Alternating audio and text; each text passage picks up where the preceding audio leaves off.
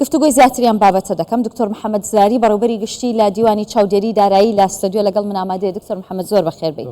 باشە هۆکار چیە بۆەوەی بەغدا ئەو بڕێکە لە بودجە دیاری کراوە ناینێرێت بۆ هەرێمی کوردستان بۆ نمونە هەر ئێستا کەمێک بەر لە ئێستا بڕیاریان داوە کە 763 ملیار و شتێک زیاتر بنێرن بۆ هەرێمی کوردستان بۆ موچەی مانگیدا. بەڵێ بەناوی خۆی گەورە طبعا من هەر لەسەر ئەو بابەتە لێرانە هەر لەو تەلەڤیزیۆنە ئەگەر بگەڕینەوە دواوە باسم لەوە کردیەکەوە بەغدا ڕەنگە بیانووی تری حازر بی سەراحەت ئەو بابەتە زۆر بابەتەشی ڕۆن و ئاشکرایە و هەموو با بڵێن عراقیش و هەرێمی کوردستانیش و سیاسەکانیش ئەو بابەتە دەزانم بڕاستی بەداخەوە ینی بیانووی تر حازرە ئەگەر هەر کاتێک بیانەوەی دەتوانن بیانوو بگرن و بەڵێ بزبت هەموو کاتیش دایانەوە ئەو بابەتە زۆر ڕۆن و ئاشکرایە چۆمە بەڕاستی لە ماوەی ڕابردوو بە تەجروبە دیدیتمان لە ساڵانی ڕابردوو لە 2014 تا ئێستا کەەوە حسەی هەرێمی کوردستان لە بوجە ئەو کاتی بڕا بەڕاستی ئێستا گەر بین تەمەشاکەین بابەتەکان زۆر تێکەڵ بووە زۆر بابەتەیە لە با بڵێن لە هاتنی موچەی هەرێمی کوردستان لایەک قەراری محکەمەی ئیتیحادیمان هەیە لەلایەک قانونی موازنەمان هەیە لەلایەک لە ناو قانونی موازنە باس لە ئینفاقی فعلی دەکا لەوێ باسی لە حسەی هەرێم دەکا هەر بابری ئەگەرستەکان لێک بدەینەوە بەڕاستی تۆزە کاتی دەوێت ڕەنگە بە دەدا قەوچارێک و نیو سعادیش ئەو بابەتە تەواو نەوی بەڵام ئەوەی کە گرنگە لێرانە هاوڵاتیان هەرێمی کوردستان ینی بە تایبەت موچەخۆران ئەو بابەتە بزانن بەڕاستی ئەگەر بیانێ مشتێکمان هەیە لە محاسبە لە ژمێریاری پێ محاسبەی ئیبداعی یان با بڵێن محاسبەی خەلاقە دەتوانین هەندێک شت هەیە بیکەین وەڕێژمان پێدرایە بالضبط ئێستا هەر لە مادەی 5 لە قانونی موازنە و لە مادەی 6 لە قانونی موازنە یاسای بودجەی 2025 ئەگەر بێت و لەبێش باس لەوە دەکا ئەگەر هات و مثلەن با بڵێن لە تاویزاتی موظفین کە موچە خۆرانە نەقص هەبوو دەتوانی وەزیری دارایی بە پێی مادەی 5 لە قانونی موازنە توانی مناقلە بکە لە بابەکانی تر بینتەوە باشە بەپێی مادەی 6 شەر لە هەمان یاساڵێک کە سەر وەزیرانی ژەو دەسەڵاتی هەیە بەڵێ بەپێی مادەی 6 لەوێن دەر بابەتەکە زۆر دەستکراوەترین تەنانەت نەک لە حەسە دەتوانن حەسە زیاد بکەن نەک لەوەی کە لە قانونی موازنەدانرا بۆ داناوەکە بێڕەوی ناکەم من حەزم لێ بەڕاستی لۆ بابڕێن بینەرانیش بخوێنەوە مادەکە بە کورتی لمجلس الوزراء صلاحية إضافة تخصيصات إضافة يعني زياد بكاء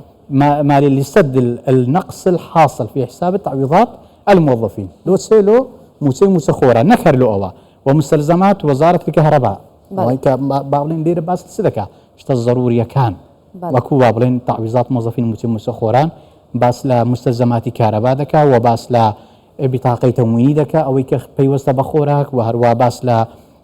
گەنم و جۆ حتا با بڵێن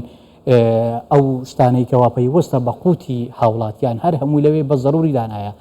دەڵێ مەجلیسی وەزەرا نەک سەرۆک وەزیران ینی با بڵێن مەجلیسی وەزەرا بە کاملی ئەو سڵاحیەتان هەیە کەوا قرار بدەن لەسەر ئەوەی کەوا ئەو بەشانە زیاد بکەن بەڵام ئەوە یاساکە بێ حکوومەتی عراق زۆر میهرەبانە بەرامبەر بە هەرێمی کوردستان چۆن بەپێی یاساکە بێ کە دەتوانن ئەمە بکەن و دەتوانن بەپێی یاساکە دەتوان بەڵام ئاەدیکردیان نایکەن خۆ یاساکە دەستکراوە لەو بابەتە بەڕاستی بەڵام ئەوە لە ئاخیرەکەی بازەکە دەرەدا بەچێ ئەوە بە پێشنیاری وەزیری دارایی و هەروەها وەزیری پلاندانان بەڵام ئایا وەزیری دارایی دەیەوێ ئەوە بکە ناوێ بەڕاستی ئەوە بابەتەکە خۆم هەدەزانین ئیتر هەتا ئێستا ڕەنگەمە زۆر جار تەویلمانی نابێتەوەکەوە بابەتەکی محاسبی ئەوەیە بەڵام سەراحەتەن ئێستا دەتوانین بگەینە و قەناعەتێکەوە بابەتەشی سیاسیە و ئیتر ئەوە دەوێت لە چوارچێوەی یاسایەک بسوڕێتەوە بە هیچ بیانوێک ماوە دکتۆر داوای لیستی موچیان کرد بۆیان ڕۆیشت ینی چی ماوە ئێستا کە هەرێمی کوردستان نەیکات دەزانی سنوور خار ئەمن بە بابەتێکی ڕەنگە لەو پێشتر باسم نەکردی ئێستا دەمەوێت باسی بکەم ئەمە لە 28 لە ماڵی بەڕێز کاک دکتۆر فات حوسێن جێگری سەرۆک وەزیران و وەزیری دەرەوەی عراق ئەو کات کۆبوونەوەکمان کرد طبعا بە ئامادەبوونی سەرۆکی دیوانی چاودێری دارایی عراق و هەروەها مدیرعامی ژمێرکاری و بەڕێز بەڕێوەبەری گشتی ژمێرکاری لە هەرێمی کوردستان و بەڕێوەبەری گشتی موازنەی هەرێم ئەلەوێ کۆبوونەوە کرا بەسەرپەشتی دکتۆر فات حوسێن لەوێ باس لەو بابەتانە کرا کە ئایا بۆچی ئەو تەگەرانە دەخنە بەردەم ناردنی موچەی هەرێمی کوردستان ئەو کاتەکە بین ئەو کات کێشەی زۆر گەورە هەبوو لەسەر چی لە مانجی حەوت حکوومەتی عراق باوڵم وەزارەتی دارایی عراق لە ماوەی 20 ڕۆژ 6 کتابی کرد ئەو کتابانەشی هەموو ئەو نووسراوانە هەموو بە یەکجار نرد لە هەرێمی کوردستان بەبێ هیچ ئاگادارکردنەوە ئەگەر بێ تەماشا بکەین ئەو کێشانە هەموو دەگەڕێتەوە لە ئەو کات ئەو کاتی بەبێ ئاگادارکردنەوە یەکسەر موچە خۆرانی دەرەوەی ئیدارەی هەرێمی کوردستانی بڕی ئەوانەی کەرکووک بە بیانووی ئەوەی ئەمە باسمان کرد لەوێ کاکە بیانوت چێ دەرێ کو دەبی دوو تەربیە هەبی دوو تەربیە کەرکووک هەبی یەک لە هەولێر بی یەک لە کەرکووک بی بابەت وەرە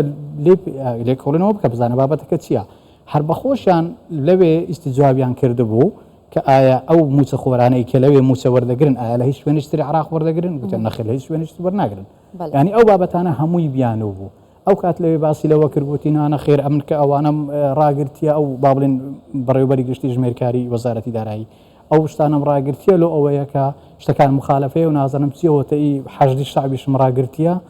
باسم کرد بابەجانی حەشدی شعبی جیاوازە لەگەر هەرێمی کوردستان حەشدی شعبی ئەتوو بەشەکەت بڕیە نەک هەمووشی نییە با بڵێن یەک لە بەشەکانی حەشدی شعبی بڕێوتم ڕەنگە یەک ماڵی لە مووسڵا یەک لە ئەنبارە یەک لە بەغدایە بەڵام ئەتوو حکومەتەکەت بڕیە ئێستا کەس ناتوانانی قەرز لە کەسش بکە هەمووی بێپارە بووە ینی هەر ئەم لیستی موچەیە نییە دەڕوات بۆ مانگێک پارانێرێت ئەو لیستی موچەیە ئەو کات ئەو تێبینانەی هەبوو ئەمە هەر لەوێ بەڕاستی پێش کۆبوونەوەی ئەنجومەنی ئابووری کە لە هەولێر کرا ئەمە چەند با بڵێن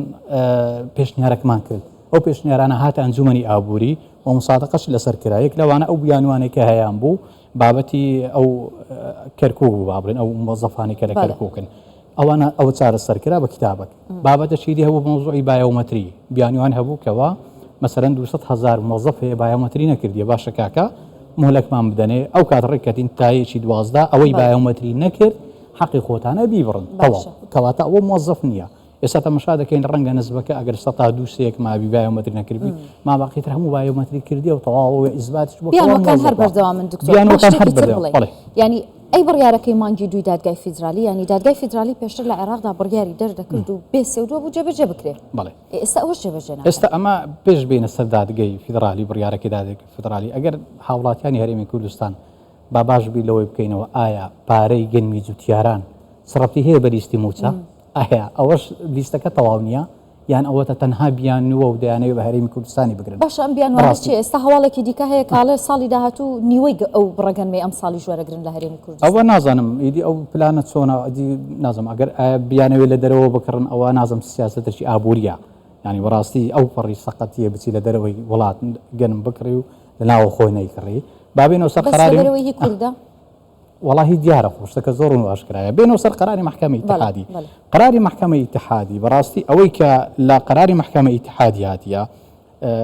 باس لەوە دەکرێتەوە لە حەسەی هەرێمی کوردستان ئەمن لێرە دەمەوێت بە قەراری حتا قەراری محکەمەی ئیتحادیش یعنی بەڕوونی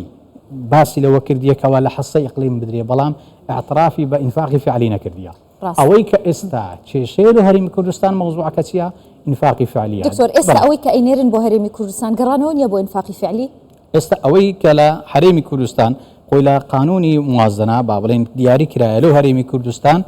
9 تریلیۆن 299 ملیار ئەوە تعویزاتی موظفین موچە خۆران و هەروە 2 تریلیۆن و 787 ملیار ئەوە چیە ئەوەش هی ڕێعای اجتماعی با بڵێن خانە نشین و مەسەلەن پەکەوتوانە و ئەوانە بە هەمووی دەکات چەند تقریبا 12 تریلیۆن و 87 ملیار ئەوە لێرانە بە حسابی خۆیان چەند مایە لەو هەرێم با بڵێن حسای هەرێم چەند مایە 2 تریلیۆن و شتێک مایە ئەوان لەو هەرێمی بنێرن تەقسیمی سەر ئەو سێ مانگەیان کردیا دەکا ئەوەندا بەڵام ئەگەر بێت و ئەمە تەماشا بکەین لە بودجەی خۆمە لە با بڵێن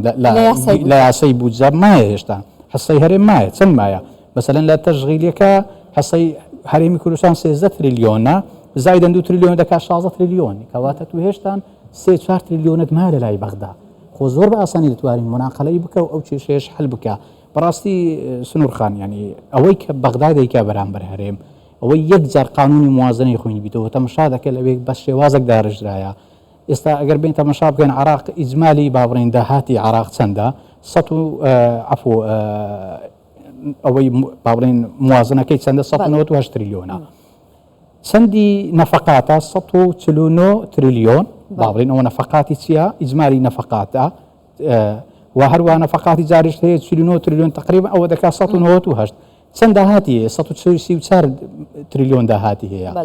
ئەوەی تر عجزە بە حسابی خۆی عجزە و عجزە لە چ پڕ دەکاتەوە لە ئەو با بڵێن مدەوەری خۆی و زائیدەن قەرز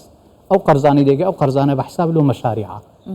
يعني ئەوەی کە بێت سەیری بکاتە مشاکە ئەو قەرزانێک کە وەردەگری لەو مەشار زیاتر لە 10 ملیار دۆلارە لە هەموو با بڵێن وڵاتان کە قەرز دەکا لە سندوقی دەولی قەرز دەکا لەوە قەرز دەکا بڕوا بکە لەو هەر هەمووی 48 ملیۆن دۆلار حسەی هەرێمە لە شوێنێک 46 ملیۆن دۆلار لە شوێنەش 2 ملیۆن دۆلار ناشینێرێت بۆ هەرێم ئەوەشی نەناردیا طبعا ئەوەشی نەناردیها بەڵام ئەوە وەکو حسە داینایە يعني هیچ حسابێکی حتا حسابی محافظاتی نەکردی لە وەرێ ناقانونی بوزێ بەداخەوە ئەو کاتی کە با بڵێن ئەو قانونە ئیقرار کرا لە وێندەر بەداخەوە یعنی ئەمن ئەلێرانە باسم لێوە کرد کە بابەتی ئینفاقی فعلی زۆر گرنگە تکایە بە هەند وەربگیرێ نابێت لە ناو مۆزوعی موازنە هەبێ ئێستاش ئەگەر بگەڕێنەوە ناو ئەرشیڤ کاری پێکەن بەڵێ ئێستا زەنی ئەو لە کاتی لە ساڵی 2015 کە کاریان پێکرد ئەو بەغدا هیچ پارەی نەدەنا لە هەرێم مشکلە نییە کاک ئەو کاتی نوێنەرانی خۆمان لەوێ بوون ئەو کاتی گوتیان کاکە پارە نایە بەڵام لە 2022 کە ئیقراری قانونی موازنە کرا لە 23 24 25 دەبا لەو کاتی بڕاستی ئەو شەڕیان بکرد بە هیچ شێوەیەک لە شێوەکان نانهێش بە ئەو بابەتە بەسەریاندا تێپەڕێ کە ئەوڕۆ ئەوان دەیانەوێ وەکو چەکێک بەرامبەر هەرێمی کوردستان بەکاری بینەوە. دکتۆر محەممەد زراری بەڕێوەبەری گشتی لە دیوانی چاودێری دارایی زۆر بەخێر بێ دەستخۆش.